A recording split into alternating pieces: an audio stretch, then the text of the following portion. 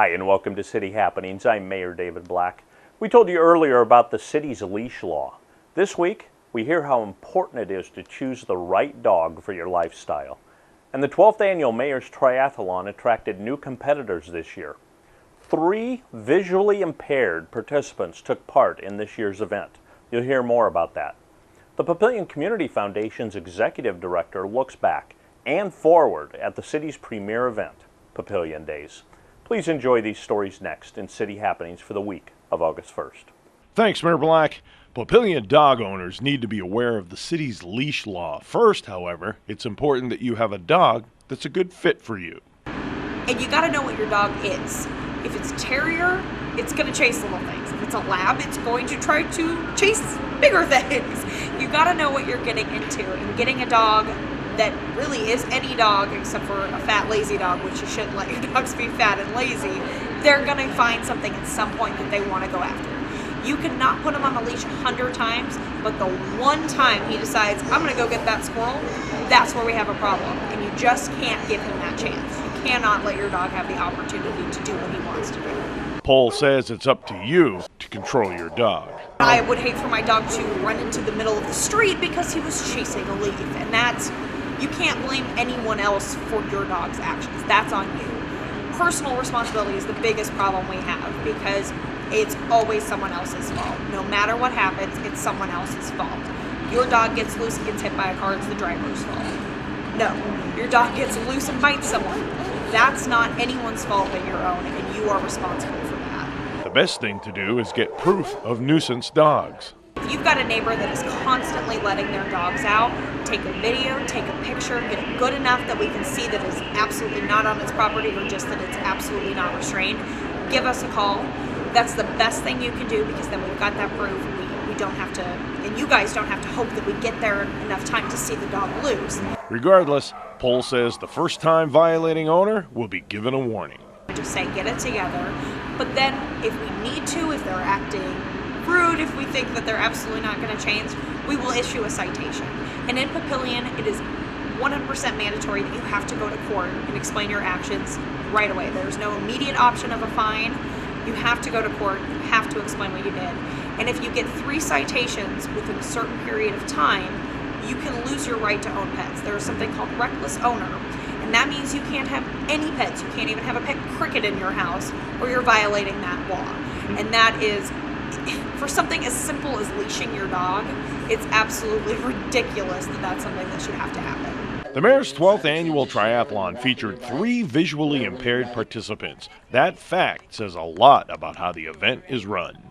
Well, I think our events are, open to anybody that wants to come out and challenge themselves. That's the great part about having these small races in a small town, and plenty of support from the people and the staff here. We make it very safe for anybody, and that's why we get a lot of first-timers out here and a lot of seasoned athletes too as well.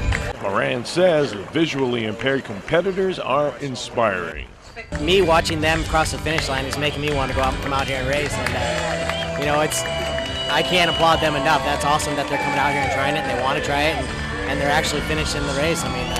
It's just great seeing it. They trained hard for this race just like anybody else would, and now they're out here doing it, so it's a great accomplishment. Papillion Days celebrated its 69th year in June. The Community Foundation's Executive Director takes a look back. It was a great year. We had no issues logistically. Everybody seemed to have a really good time. The only thing is it was really hot this year, and I think that hindered our crowds a little bit and kept people at home. But we're really looking forward to next year. We've been invited to be part of the Nebraska 150th birthday celebration events. So it's a really good fit for us because next year's our 70th anniversary, so we're really excited about that. Ames points out that more parade elements are wanted instead of business vehicles.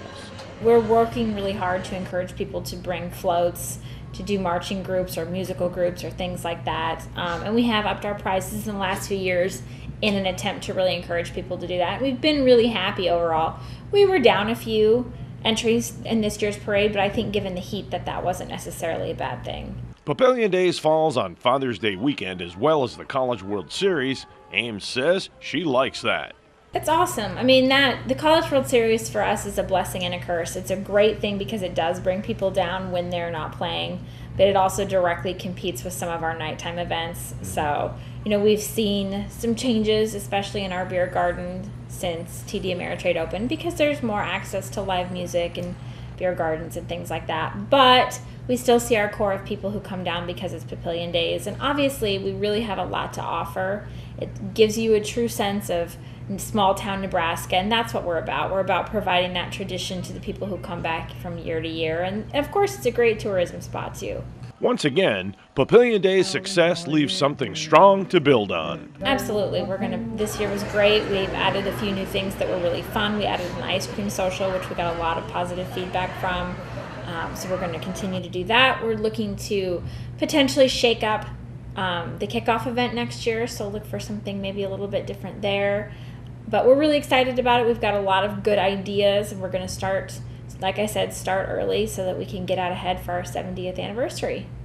We've hit the beginning of August, but there's still a lot of time to enjoy the summer events and what's available in our great city. There's Sumter Amphitheater, Farmers Market, the Kids Triathlon, and the Twilight Bike Criterium, and our great parks. There are lots of ways to stay up to date with what's happening in Papillion. You can find us on Facebook, follow the City of Papillion on Twitter, or even watch our YouTube channel. Information about all of our departments and programs is available on our website. For more about Papillion, go to www.papillion.org or just call the Mayor's Hotline at 402-827-1111. Thanks for watching.